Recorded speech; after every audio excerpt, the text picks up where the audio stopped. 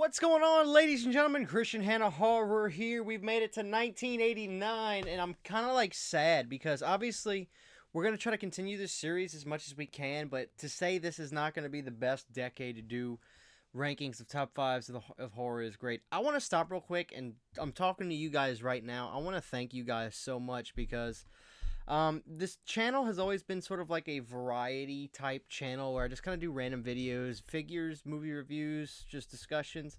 But I think because of you guys, you finally kind of helped me feel like I found my calling, which is like ranking, doing rankings because I felt like, it truly was a blessing doing this series because I felt like I finally connected with you guys in a way that I hadn't before.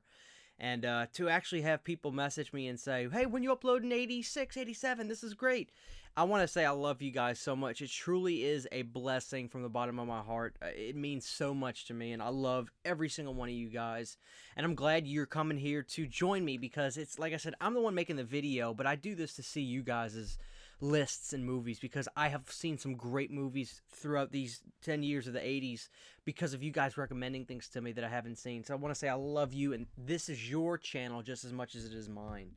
So without further ado, let's get in to 1989. Coming in at number 5 is a movie I'm putting in that I finally got around to seeing. Matter of fact, I saw it like 4 days ago, and I was like, wow, this was good. I'm not going to spoil it. This is one of those movies that, if you haven't seen it, I don't want to give anything away about it, but that's a movie called Society. Yeah, Society is a killer movie. I absolutely loved it. I picked up the Arrow Video Blu-ray, which was out of print, managed to, get my hands on it.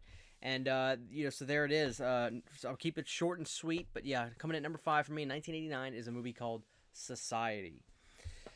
Okay, so let's get right into this. Wes Craven makes the list in 1989. A movie that I really like, but, it's not my favorite Wes Craven movie, but I do like this movie, especially because of the elements that are in this movie. And that is going to be, Shocker, Shocker is a very interesting movie. It's almost like Nightmare on Elm Street in a sense with this guy who haunts these kids, and it's weird. It's like this real life villain guy who just is a total bad A, if you know what I mean. And one of the great things about Shocker is the soundtrack from all the metal acts and all the great stuff. You had Megadeth doing their cover of No Mr. Nice Guy. You had a killer soundtrack, Bonfire, Sword and Stone, just awesome. The movie is a little bit long though. That's my only complaint.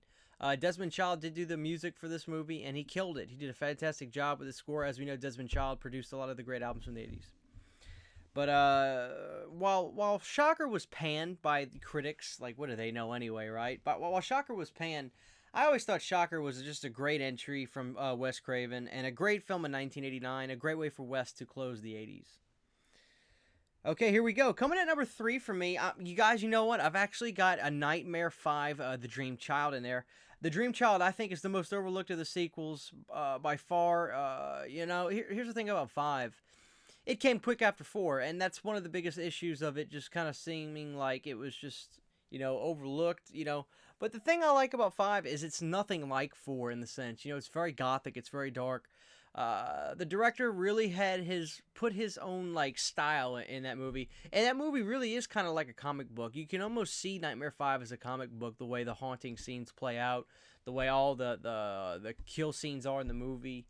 It's great stuff. It's a different take on the franchise, but it carries a lot of the characters throughout that I, in a way that I really enjoy. So, with me, Nightmare 5, it's fantastic. It's up there for me. I love Nightmare Part 5, and I urge you guys to go back and give 5 a shot.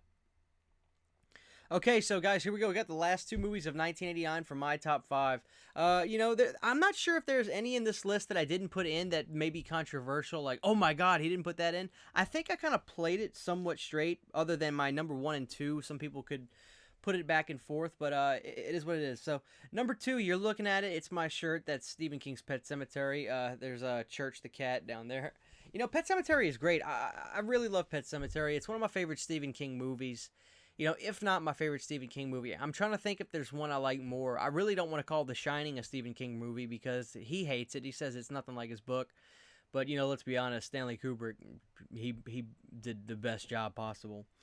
But, I'm going to put Pet Sematary there, number 2. It's a great little horror movie. It's a great little story about the pet cemetery where it's almost a metaphor for you can't nothing lasts forever. You can't bring back what's already gone. Even if you do, it won't be the same. But it's a creepy little atmospheric movie, and I love Judd, the old man. I like the way he talked, so like just country. It was cool.